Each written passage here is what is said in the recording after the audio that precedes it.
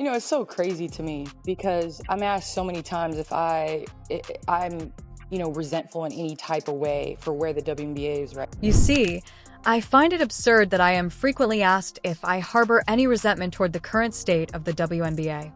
Out of women's basketball for a horrible team when she arrived. Outside of LeBron and Steph, she is the most well-known basketball player currently playing in the United States. Oh, yes. And I don't think that's close. The WNBA's old guard didn't want to hear what Candace Parker just said, and the league, especially the commissioner, needs to pay attention. It's what every Caitlin Clark fan has been yelling all season. Because even though we thought a new season would provide a new perspective on Caitlin and her supporters, things have only gotten worse. The envy is louder, the hatred is deeper, and the double standards are more obvious than ever. However, WNBA legend Candace simply intervened and made them all appear silly. It's a straightforward, common-sense fact. The kind of remarks that break through the clutter and put everything in perspective. Perhaps now they will pause and reflect. Because if this season has shown us anything, it is that the league becomes louder and more self-destructive the more Caitlin wins.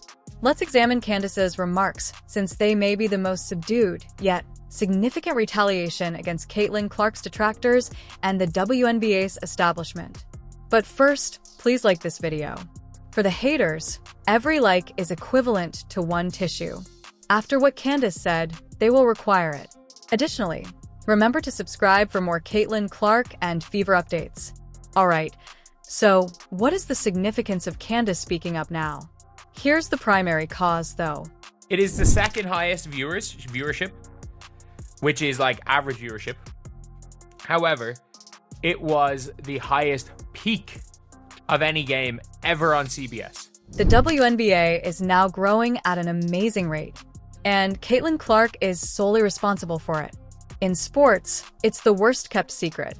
In addition to being the most well-liked player in WNBA history, Caitlin Clark is probably the most well-liked athlete in America overall. Everyone is aware of the previous season's numbers. TV viewership hit a record high, ticket sales skyrocketed, and merchandise flew off the shelves. Each quantifiable metric indicated a single, indisputable reality. Nobody changes the needle like Caitlin, and she's already surpassing it this year. Sold-out arenas with unprecedented attendance, there is no slowing down of the Caitlin Clark effect.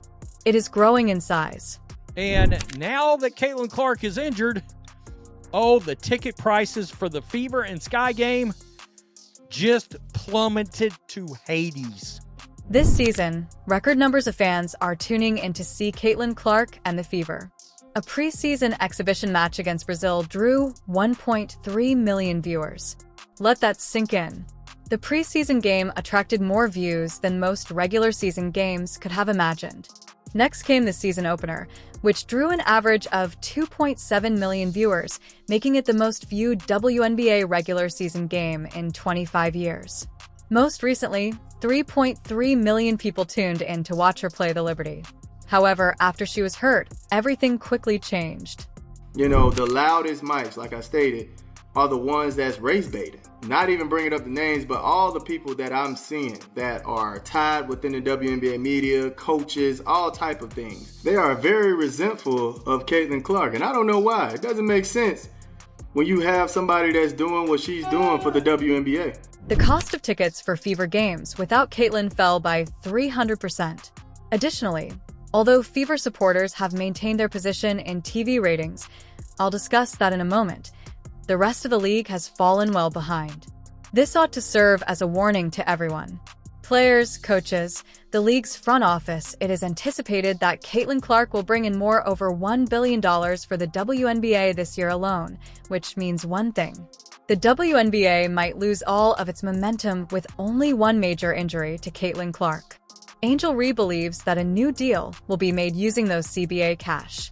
Nafisa Collier asserts that the players have leverage because, although you may believe you have the upper hand without Caitlin, the league continues to make mistakes. They tie themselves into knots and act as though it's something else rather than accepting the apparent truth about who is driving this expansion. Instead of acknowledging the progress, they continue to steer the discussion away from basketball and onto other topics. You even though it's 100% false, by acknowledging we don't condone hate and not seeing that this was a internet rumor founded of complete bullshit, you're lending credence to this. There was none of that. Even though the season is just a few games old, Caitlin and her supporters have already received facepalm after facepalm. The turmoil began with just one game. The league opened an investigation into alleged hate speech following the opening match against the Sky, but the harm had already been done. The headlines were stolen rather than commemorating an amazing debut and a league record-breaking event. The story was about controversy rather than basketball, and once more, Caitlin Clark and her supporters were drawn into a story that had nothing to do with the actual events that took place on the court. The kind of stuff that's being said to them, the stuff that's being said to Kelsey Mitchell, the kind of things that are being said to Natasha Howard are actually wild. People have taken a photo of these women and circled a bullseye on them and have said, "It's on site when I see you." Those are actual threats. The idea that Caitlin Clark's fan following was nasty and that Indianapolis wasn't a safe place for athletes emerged from that catastrophe. In fact, some were demanding that the All-Star game be rescheduled, while others wanted Dave Portnoy barred from arenas for taunting Angel Reese. In the meantime, the league has said nothing at all regarding the actual hate being aimed against Caitlin and the Fever. No claims, no evidence, nothing. Caitlin Clark is getting some of the grossest, most morbid comments, racist, hateful. We're talking the cup runneth over with hate. Here, Kathy Engelbert, you're no space for hate. Where are you right now? The remarks made about the Fever players, particularly Caitlin, were vicious and menacing and went much beyond simple critiques of her skill or popularity.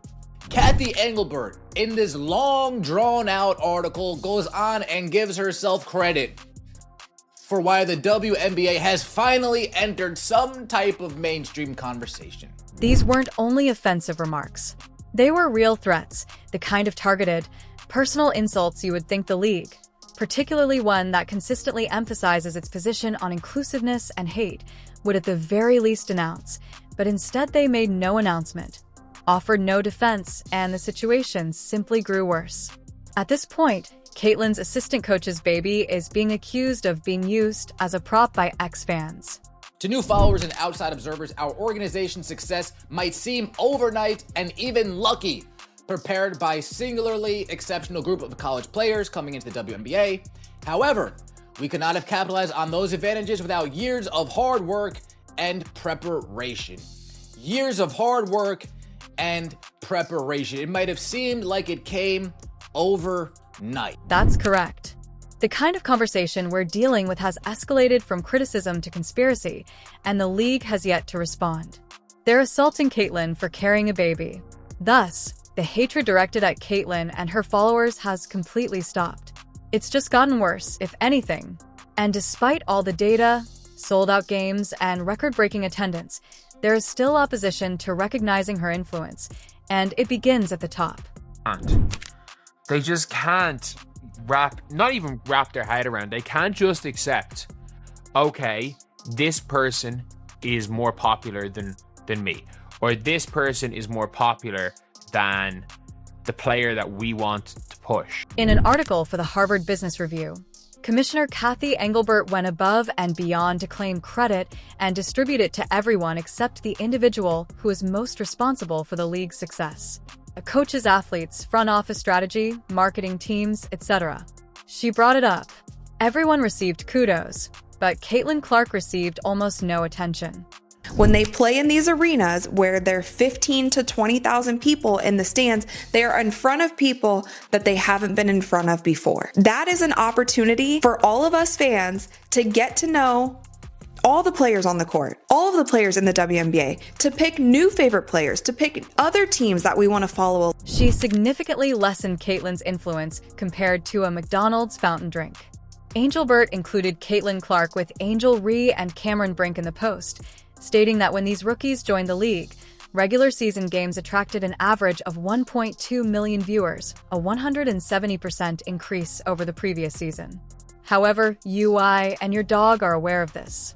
Caitlin's games had an average viewership of 1.2 million. There is a constant rush to give gold stars to everyone but Caitlin, though, because the old guard cannot tolerate that she is receiving all the praise. I think it's all about money, marketing, and we cannot deny what Caitlin Clark has done for the women's game. I'm not going to act like it's something that we don't see. She's had a huge effect, called the Caitlin Clark effect.